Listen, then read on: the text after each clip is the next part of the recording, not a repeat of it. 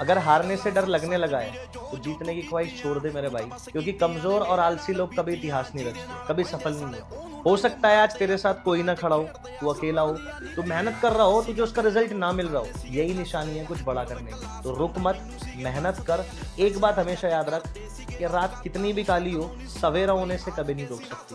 तो तू मेहनत कर और दिखा दे उस हर इंसान को जिसे कभी ऐसा लगता था या आज लगता है कि तू कुछ नहीं कर सकता।